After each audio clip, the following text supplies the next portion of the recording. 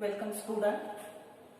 In previous lecture, we have completed the second type of nervous system, and that is peripheral nervous system. Today, we will start with the third type of nervous system, and that is autonomic nervous system.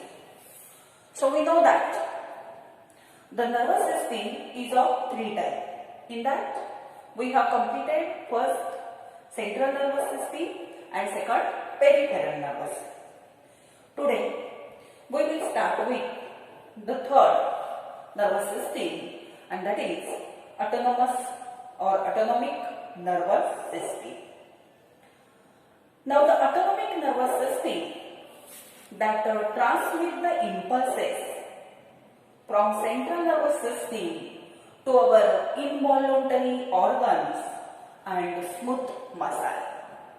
So this system, third type of nervous system that transmit the impulses from central nervous system to the involuntary organs or smooth muscle. It transmits impulses from CNS to involuntary organs. Smooth muscles.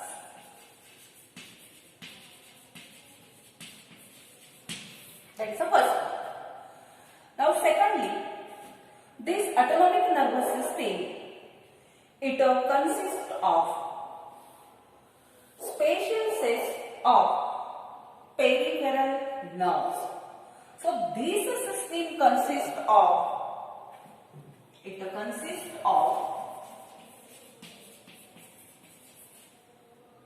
special set of peripheral nerves,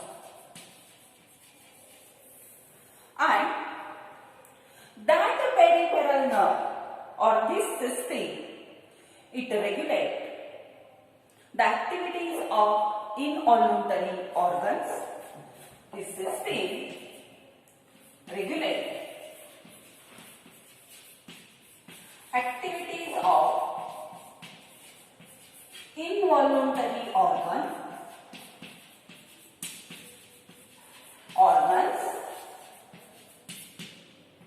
like cardiac muscle,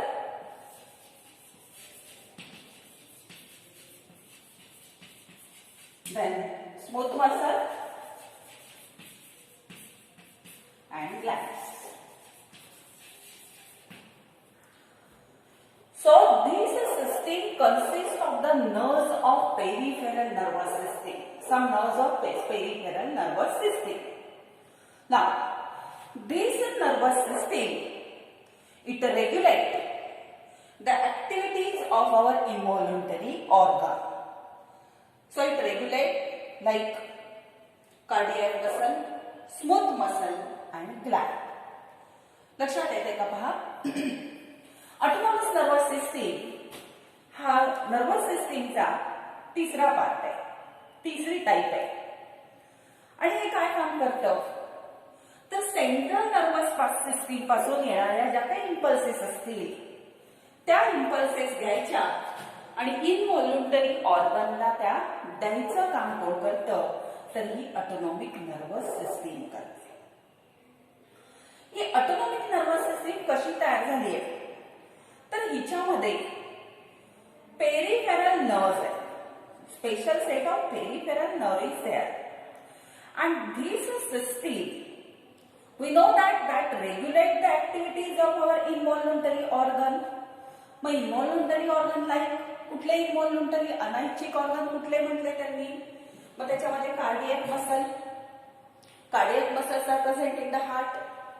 then the smooth muscles means internal organs which are involuntary in birth. That organs are made up of smooth muscles and gland secrete the secretion.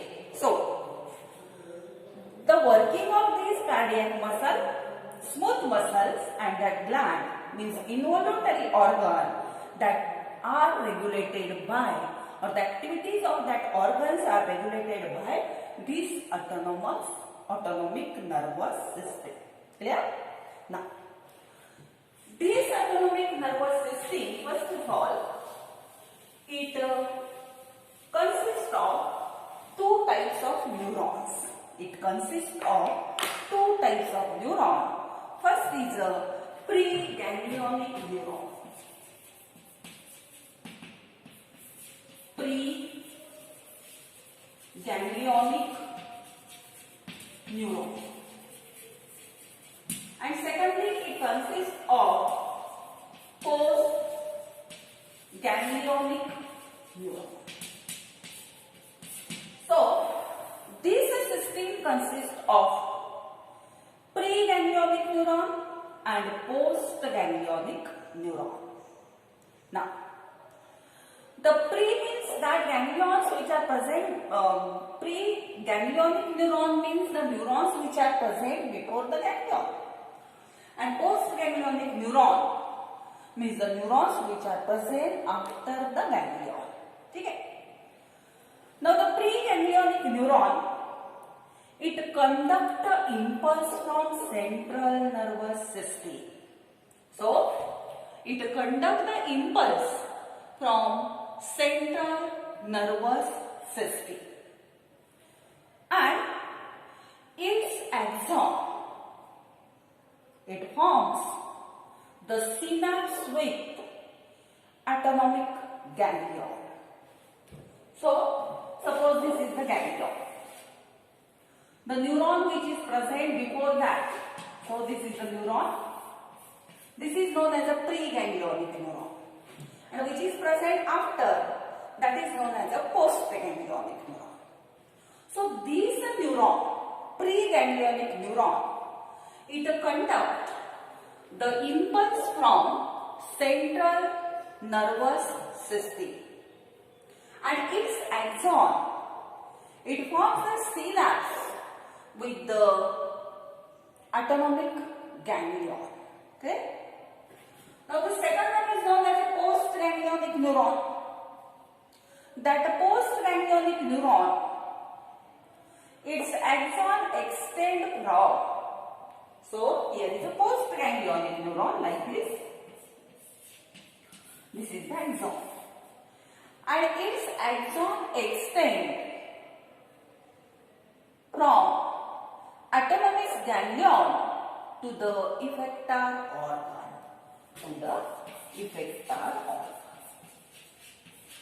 लक्षात येतं पहा. प्रीगॅंग्लियोनिक neuron नावामध्ये meaning आहे, इथे एक गॅंग्लियॉन आहे, group of neuron आहे. ह्याच्या आधीचा प्रेझेंट आहे त्याला प्रीगॅंग्लियोनिक न्यूरॉन म्हणा, ह्याच्या नंतरचा प्रेझेंट आहे त्याला पोस्टगॅंग्लियोनिक न्यूरॉन म्हणा. प्रीगॅंग्लियोनिक न्यूरॉन काय करतो तर ह्या सेंट्रल नर्वस सिस्टीम पासून इम्पल्स कंडक्ट करतो आणि इम्पल्स कंडक्ट करून तो त्याच्या एक्झॉन मार्फत त्या ऑटोनॉमिक गॅंग्लियॉनच्या सिनॅप्स पर्यंत आणतो. आता ऑटोनॉमिक गॅंग्लियॉन असतो, त्याच्यानंतरचा जो न्यूरॉन आहे त्याला तुम्ही पोस्ट गॅंग्लियोनिक न्यूरॉन असं म्हणता. आणि हा पोस्ट गॅंग्लियोनिक न्यूरॉन मग ती इम्पल्स घेऊन किंवा त्याचा जो एक्झॉन असतो तो कुठे गेलेला असतो तर रिस्पॉन्ड करणारे जे ऑर्गन्स आहेत ज्याला आपण इफेक्टर ऑर्गन म्हणतो त्याला तो सप्लाय झालेला असतो. ठीक आहे. Now the next point, the autonomic nervous system, it is of two type again. It is of two type. The first is known as a sympathetic nervous system and second one is known as a parasympathetic nervous system. So the first type is sympathetic nervous system. It is also known as SNS, sympathetic nervous system. Now, this nervous system is also known as thoracolumbar thoracolumbar outflow. It is known as what? Thoracolumbar outflow.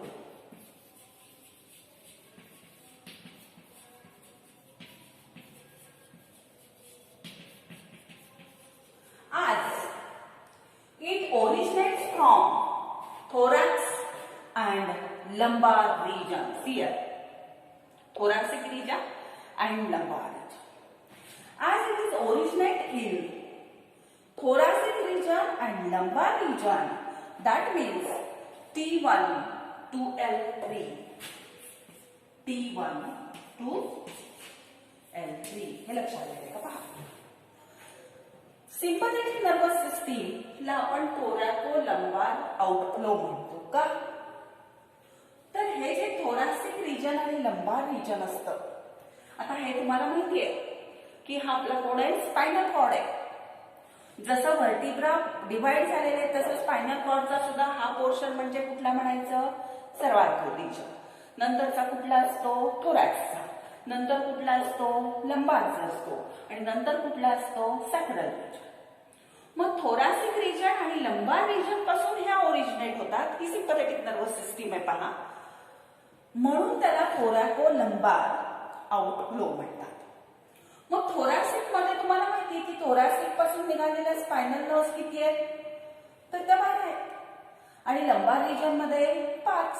म्हणजे त्या T1 पासून L3 म्हणजे lumbar मधल्या तिसऱ्या पर्यंत त्या ज्या peripheral nerves असतात त्या काय बनवतात? तर सिंपॅथेटिक नर्वस सिस्टीम फॉर्म करतात. ना this system consist of the sympathetic system consists of first a pair of sympathetic cords. It consists of a pair of sympathetic nerve cord which is present on the either side of our spinal cord. Secondly, it consists of 22 pairs of sympathetic ganglion. Sympathetic ganglion. लक्षात येते का पहा. सिंपॅथेटिक nervous system कशी तयार झाली आहे? तर त्याच्यामध्ये 2 सिंपॅथेटिक नर्व कॉर्ड आहेत म्हणजे अ पेअर आहे. आणि त्याच्यामध्ये 22 पेअर आहेत सिंपॅथेटिक गॅंग्लियॉनच्या. थोडेसे डायनामॅटिकच अजून आपल्याला पाहायचं म्हटलं का आपण आणखी असंही सांगू शकतो पहा की समजा हा ब्रेन आहे, हा आपला स्पायनल कॉर्ड आहे, बरोबर. त्या स्पायनल कॉर्डच्या दोन्हीही साईडला सिंपॅथेटिक कॉर्ड्स असे असतात पहा. लक्षात येते हे कोण झाले? सिंपॅथेटिक कॉर्ड. आणि ह्याच्यावरती कोण प्रेझेंट आहे? तर असे 22 पेअर आहेत कोणाच्या? सिंपॅथेटिक गॅंग्लियॉनच्या. म्हणजे पहा हे जसं स्ट्रक्चर मी इथं काढलंय हे तसंच स्ट्रक्चर इकडे पण असणार आहे, ते मी इथं दाखवलं. ठीक आहे. So that sympathetic nervous system made up of a pair of sympathetic nerve cord, and on that the 22 pairs of sympathetic ganglions are present. Clear? Now, so this is the sympathetic ganglion. So one fiber, it joined with the spinal cord. We know that we already studied the formation of typical spinal nerve, and in that the one branch will be known as the ramus communicans that join with the sympathetic ganglion. That sympathetic ganglion are these ganglions. Clear?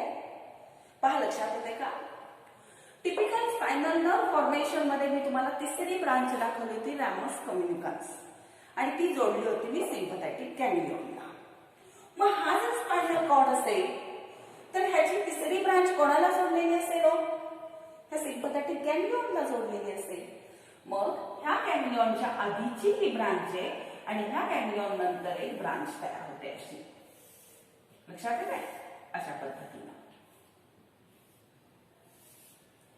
म्हणजे ह्या sympathetic गॅंग्लियॉनच्या आधी एक fibre आहे आणि ह्या sympathetic गॅंग्लियॉनच्या नंतर एक fibre आहे. बरोबर. मग जो गॅंग्लियॉनच्या आधी फायबर प्रेझेंट असतो that is known as a pre ganglionic fibre.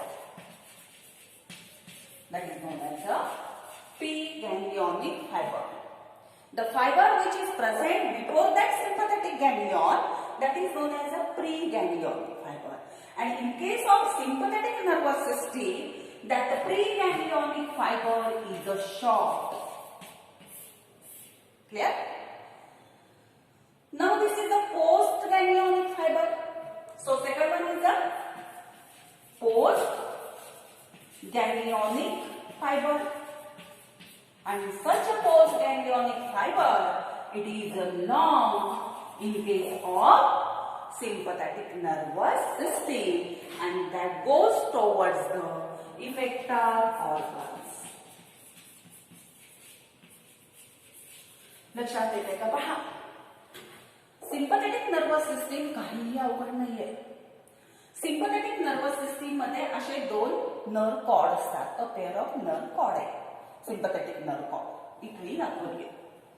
आणि तिथं आपण पाहिलं की हा जो नर्व कॉर्ड आहे ह्या नर्व कॉर्ड वरती दुसरं काय प्रेझेंट आहे तर 22 पेअर गॅंग्लियॉनच्या प्रेझेंट आहे. इथे लेबल केले चेन ऑफ सिम्पथेटिक गॅंग्लियॉन हे प्रेझेंट आहे. जसं इकडे तसं इकडेही असणार आहे. आता पुढे मी काय सांगितलं की ह्या गॅंग्लियॉनचा एक फायबर असा गेलेला आहे स्पायनल कॉर्डला. हा फायबर झाले प्री गॅंग्लियॉनिक फायबर. आणि ह्याचे बाकीचे फायबर मात्र कसे कुठे गेलेले आहेत सांगा? इफेक्टर ऑर्गनला गेलेत. मग प्री गॅंग्लियॉनिक फायबर कसा आहे? शॉर्ट आहे. पोस्ट गॅंग्लियॉनिक फायबर कसा आहे? लॉंग आहे. बरोबर आहे. मग हा जो पोस्ट गॅंग्लियॉनिक फायबर असतो जो इफेक्टर ऑर्गनला गेलेला असतो that fiber it secrete adrenaline and noradrenaline. That postganglionic fiber secrete adrenaline and noradrenaline. Where? At the axonal end. Clear? And such fibers are known as adrenergic fibers. They are known as what? Adrenergic fibers. पहा काय सांगितलं मी? Sympathetic nervous system मध्ये असे दोन chords आहेत spinal कॉर्डच्या दोन्ही बाजूला. त्याच्यावरती 22 पेअरच्या गॅंग्लियॉन आहेत. इकडे 22 आहे, तिकडे 22 आहे सिम्पथेटिक गॅंग्लियॉन. ह्या सिम्पथेटिक गॅंग्लियॉनचा एक फायबर हा स्पायनल कॉर्डला जोडलेला आहे लंबार रिजन आणि थोरॅसिक आणि लंबार रिजन मध्ये. हा फायबर गॅंग्लियॉनच्या आधीचा आहे त्याला म्हणायचं प्री गॅंग्लियॉनिक फायबर. आणि तो कसा असतो? दिसतोय तुम्हाला, शॉर्ट आहे. ह्या गॅंग्लियॉनच्या नंतरचे फायबर आहे त्याला म्हणायचं पोस्ट गॅंग्लियॉनिक फायबर. आणि हे पोस्ट गॅंग्लियॉनिक फायबर कसे आहेत सांगा? मोठे. मग हा जो पोस्ट गॅंग्लियॉनिक फायबर असतो जो की ऑर्गनला इनर्वेट झालेला असतो तर हा फायबर काय करतो? ॲड्रेनालिन आणि नॉर ॲड्रेनालिन सिक्रेट करतो.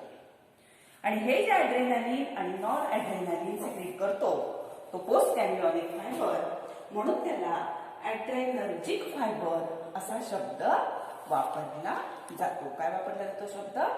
ॲड्रेनर्जिक फायबर. आता एक लक्षात घ्या, ही जी सिस्टीम आहे that system control the body activities during emergency. इमर्जन्सीच्या वेळेला ही सिस्टीम काम करत असते. स्ट्रेसच्या वेळेला ही सिस्टीम काम करते.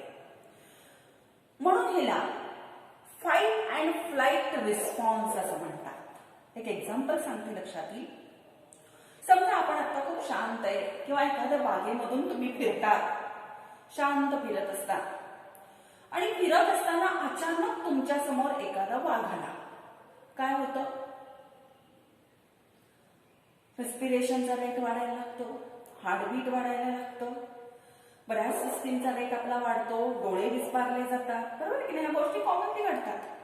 म्हणजे त्यावेळेला तुमची ती सिस्टीम काम करते, सिंपॅथेटिक नर्वस सिस्टीम, इमर्जन्सी, फाईट आणि फ्लाईट. थोडा वेळ असं वाटेल की त्याच्यावर फाईट करू आपण, त्याला पळून लावू, पण हे कळतं थोड्या वेळाने की आपल्या बस की बात नाही, म्हटलं आपण काय करतो, तिथून फ्लाईट अवे, निघून जातो आपण तिथं. मग त्यावेळेला ही काम करत असते. आणि ती काय काम करते तर इट हॅज एक्साइटेटरी और stimulatory effect on most of the organs. Most of the organ वरती हिचा इफेक्ट स्टिम्युलेटरी असतो, एक्साइटेटरी असतो, except digestion and excretory organ. लक्षात येतं मी काय म्हणते? पहा, मी फंक्शन सांगितली तुम्हाला सिंपॅथेटिक नर्वस सिस्टीमचं. पहिलं फंक्शन मी तुम्हाला सांगितलं, हिला फाईट आणि फ्लाईट रिस्पॉन्स म्हणतात. का तर it work during the emergency period. आणि मग त्यावेळेला बॉडी ऍक्टिव्हिटीज कंट्रोल करायचं ती काम करत असते. आणि ती काय काम करते ते it has stimulatory effect on most of the organ except digestive organ and excretory organ. मग पहा आता, सिंपॅथेटिक नर्वस सिस्टीम डोळ्याला जेव्हा ते जाते, तुम्ही एखादं इमर्जन्सी मध्ये आहात, स्ट्रेस मध्ये आहात, dilate the pupil and secretion of tears. डोळे मोठे होतात, डायलेट होतात आणि त्याच्यातून सिक्रीशन ऑफ टीयर्स हे वाढतं, अश्रू जायला सुरुवात होतात, बरोबर आहे?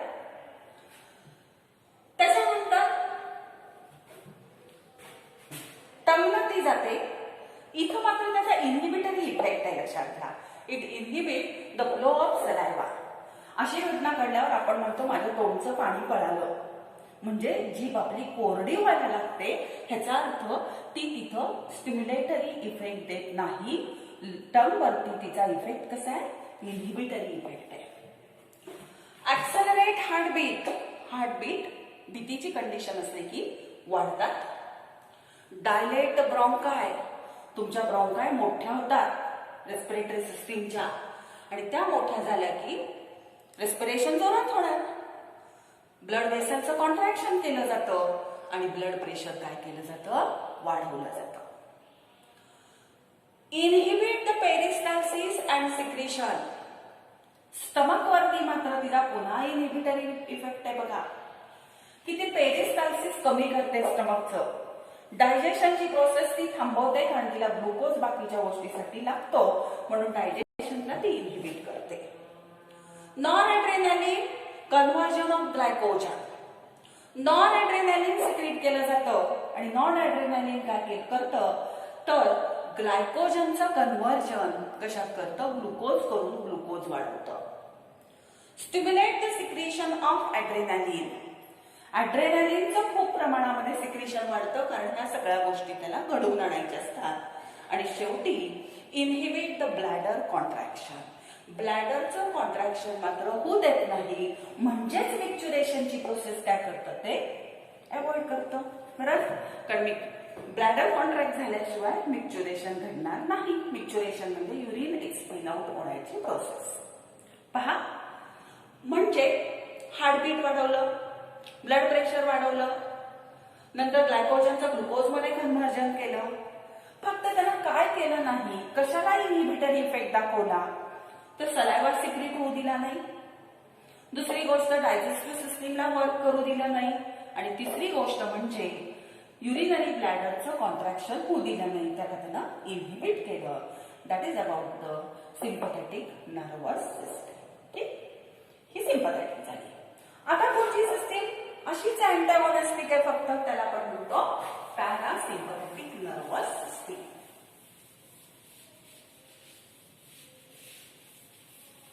सेकंड टाइप कुठला आहे पहा.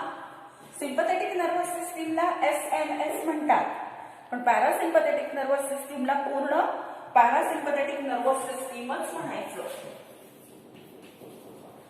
पॅरासिम्पॅथेटिक नर्वस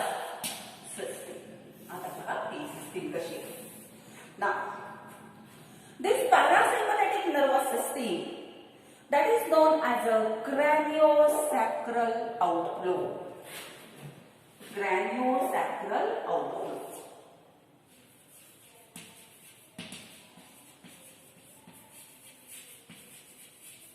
जसं सिम्पॅथेटिक नर्वस सिस्टीमला तुम्ही काय म्हणत होता? थोरॅकोलंबार आउटफ्लो. तसं पॅरासिम्पॅथेटिकला काय म्हणायचं? क्रॅनिओसॅक्रल आउटफ्लो. म्हणजे क्रॅनियम पासून निघालेल्या आणि सॅक्रल रिजन पासून निघालेल्या पेरिफेरल नर्व्स त्याच्यामध्ये असतात. ठीक आहे ना. दिस सिस्टीम कन्सिस्ट ऑफ, आता ही सिस्टीम कशी तयार झाली पहा. The branches from cranium consist of branches from cranium. कुठल्या that are third, 7, 9 and 10. Third, 7, 9 and 10. आता पहा ह्याच्यामध्ये 7, थर्ड, 9 आणि 10 असं ब्रेन पासून निघालेल्या क्रॅनियल नर्वचा अभ्यास आपण त्याच्यामध्ये करणार आहोत. बरोबर. मग इथे एक लक्षात ठेवायचं की ब्रेन पासून तुम्हाला माहिती 12 क्रॅनियल नर्व्स निघतात. 12 पैकी क्रॅनियल नर्व नंबर 3, 7, 9 आणि जी 10 आहे, तर ह्या सगळ्यापासून, ह्या क्रॅनियल नर्व पासून ही पॅरासिम्पॅथेटिक नर्वस सिस्टीम तयार होते. तसंच आणखी त्याच्यामध्ये कोण आहे? तर सॅक्रल रिजन मधल्या सुद्धा नर्व्स त्याच्यामध्ये असतात आणि सॅक्रल रिजन मधली असते ती असते सेकंड अँड थर्ड. सॅक्रल रिजन मधून 5 निघतात, त्यापैकी सेकंड आणि थर्ड. आणि स्पायनल रिजन मधली पण एक असते, ती असते फोर्थ. आणि स्पायनल रिजन मधली फोर्थ. पहा हा इकडचा पोर्शन जो आहे हा आहे parasympathetic nervous system. Parasympathetic nervous system मध्ये मी काय सांगितलं तुम्हाला की ह्याला क्रॅनिओसॅक्रल आउटफ्लो म्हणतात. Because it originate in the cranial region and this last region sacral region. It consists of the branches from cranial nerve jack. त्याच पुढे येऊन काय तयार करतात? Parasympathetic nervous system. पण कुठल्या? 3, 7, 9 आणि 10. सॅक्रल रिजन मधल्या 2च असतात, 2 आणि 3. आणि स्पायनल रिजन मधली एकच असते, ज्याला आपण म्हणतो फोर्थ वन, चौथे. Then that also consists parasympathetic ganglion. आता ह्या नर्व्स तर त्याच्यामध्ये आहेत, पण आणखी काय आहे? It consist of parasympathetic ganglion. Now that parasympathetic ganglions, they are present near the effector organ or in the wall of effector organ. लक्षात घ्या हा फरक. इथं गॅंग्लियॉन कुठे आहे? इथं गॅंग्लियॉन आहे, अवे फ्रॉम दॅट ऑर्गन आहे. पण पॅरासिम्पॅथेटिक नर्वस सिस्टीम मध्ये the parasympathetic ganglions they are present near the effector organ और they are present in the wall of effector organ. ठीक आहे. So in case of parasympathetic nervous system, the preganglionic fiber is long. So preganglionic fiber is a long and the postganglionic fiber is a short. लक्षात येते का? आता पहा ह्या cranial nerves brain पासून निघालेल्या, हे ते इफेक्टर ऑर्गन. गॅंग्लियॉन कुठे दाखवलाय? त्या ऑर्गनच्या जवळ आहे बघा अशी. बरोबर. गॅंग्लियॉनच्या आधीचा फायबर म्हणजे हा फायबर आणि नंतरचा म्हणजे हा प्री गॅंग्लियोनिक, हा पोस्ट गॅंग्लियोनिक. कोण मोठा आहे? प्री गॅंग्लियोनिक मोठा आहे आणि पोस्ट गॅंग्लियोनिक कसा आहे? छोटा आहे, म्हणजे अपोजिट आहे. सिंपॅथेटिक नर्वस सिस्टीम मध्ये प्री गॅंग्लियोनिक फायबर हा छोटा होता आणि पोस्ट गॅंग्लियोनिक फायबर मोठा होता. पण पॅरासिम्पॅथेटिक नर्वस सिस्टीम मध्ये प्री गॅंग्लियोनिक फायबर हा लॉंग आहे आणि पोस्ट गॅंग्लियोनिक फायबर हा शॉर्ट आहे. Post ganglionic fibre in case of parasympathetic nervous system, it produces acetylcholine. It produces acetylcholine. So these fibers are known as cholinergic fibers. जसं सिंपॅथेटिक nervous system मधला जो post ganglionic fibre होता तो adrenaline आणि non adrenaline secret करत होता, म्हणून त्याला तुम्ही ॲड्रेनर्जिक फायबर म्हटला. तसं पॅरासिम्पॅथेटिक नर्वस सिस्टीम मध्ये जो पोस्ट गॅंग्लियोनिक फायबर आहे तो ॲसिटिलकोलिन सिक्रेट करतो आणि म्हणून त्याला आपण कोलिनर्जिक फायबर असं म्हणतो. ठीक आहे, ही एवढी सिस्टीम आहे. आता ही सिस्टीम कशी काम करते मी परत एकदा सांगते पहा. ही पॅरासिम्पॅथेटिक नर्वस सिस्टीम आहे. हिच्यामध्ये क्रॅनियम पासून निघालेल्या काही नर्व्स असतात, सॅक्रल रिजन पासून निघालेल्या काही नर्व्स आहेत आणि स्पायनल कॉर्ड पासून निघालेली चौथी नर्व आहे. हिच्यामध्ये सुद्धा पॅरासिम्पॅथेटिक गॅंग्लियॉन असतात आणि ते गॅंग्लियॉन त्या ऑर्गनच्या जवळ असतात अतिशय किंवा ऑर्गनच्या वॉलमध्ये पण असतात. मग पॅरासिम्पॅथेटिक गॅंग्लियॉन पासून निघालेले दोन फायबर आधीच्याला प्री गॅंग्लियोनिक म्हणतो, नंतरच्याला पोस्ट गॅंग्लियोनिक म्हणतो. प्री गॅंग्लियोनिक फायबर कसे आहेत? मोठे. पोस्ट गॅंग्लियोनिक फायबर कसे आहेत? लहान आहेत. आणि पोस्ट गॅंग्लियोनिक फायबर काय सिक्रेट करतात? ॲसिटिलकोलिन सिक्रेट करतात, म्हणून त्या फायबरला आपण काय म्हणतो? कोलिनर्जिक फायबर म्हणतो.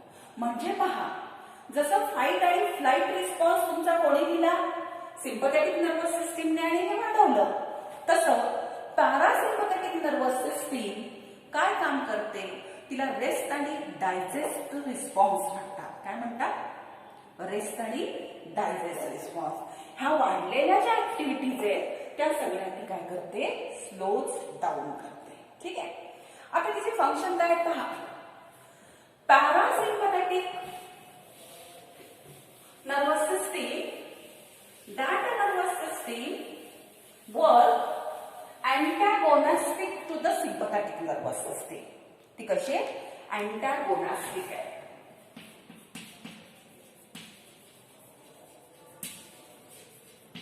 कोणाला अँटॅगोनिस्टिक आहे?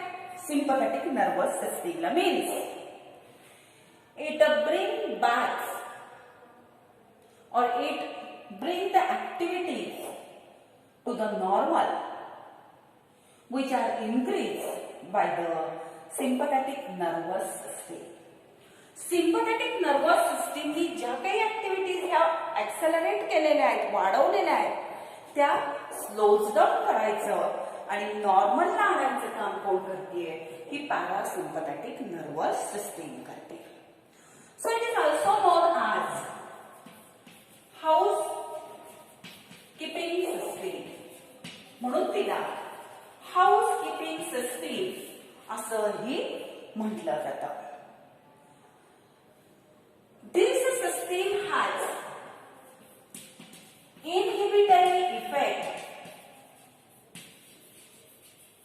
on most of organ. पहा, हा तुमच्या लक्षात येते का? ठीक आहे, हे कळलं. अपोजिट वर्क करते सिंपॅथेटिक नर्वस सिस्टीमच्या. हाऊसकीपिंग म्हणतात का तर ती वाढलेला वेट नॉर्मलला आणते आणि इनहिबिटरी इफेक्ट आहे तिच्या. आता इथं पहा, जसं सिंपॅथेटिक नर्वस सिस्टीम मध्ये डायलेट प्युपिल झालं आणि सिक्रेशन ऑफ टीयर झालं तर इथं प्युपिल आपल्या आपोआप कॉन्स्ट्रिक्शनला येतात, नॉर्मलला येतात. सिक्रेशन टीयर्सचं थांबतं. तिथं सलायवा सिक्रेट होत नव्हता. It stimulate the flow of saliva. Saliva secrete व्हायला लागतो. तिथं हार्टबीट वाढलं होतं, तिथं हार्टबीट स्लो डाऊन केलं जातं. तिथं ब्रॉन्काय डायलेट झाल्या होत्या, इथं ब्रॉन्काय कॉन्स्ट्रिक्ट होतात. तिथं ब्लड व्हेसल कॉन्स्ट्रिक्ट होऊन ब्लड प्रेशर वाढलं होतं, तिथं ब्लड व्हेसल डायलेट होतात आणि ब्लड प्रेशर कमी होतं. तिथं डायजेशनची प्रोसेस पेरिस्टाल्सिस थांबवलं गेलं होतं, इथं आता पेरिस्टाल्सिस स्टिम्युलस होतं म्हणजे सुरू होतं. इथं स्टिम्युलेट द रिलीज ऑफ बाईल, बाईलचं पण सिक्रेशन तो वाढतो, कारण बाईल आपल्याला कशासाठी लागतो, डायजेशनला, म्हणून इथं काय केलं जातं, बाईलचं सिक्रेशन वाढवलं जातं आणि कॉन्स्ट्रिक्ट द ब्लॅडर. इथं ब्लॅडर कॉन्स्ट्रिक्ट होऊ दिलं नव्हतं, पण आता इथं मात्र ब्लॅडर कॉन्स्ट्रिक्ट होतं, म्हणजे टोटल ती त्याच्या काय करते, अपोजिट वर्क करते. एक्सेप्ट म्हणजे असं आपल्याला फंक्शन सांगता येईल, it has inhibitory effect on most of the organ but or except digestion, peristalsis and micturition.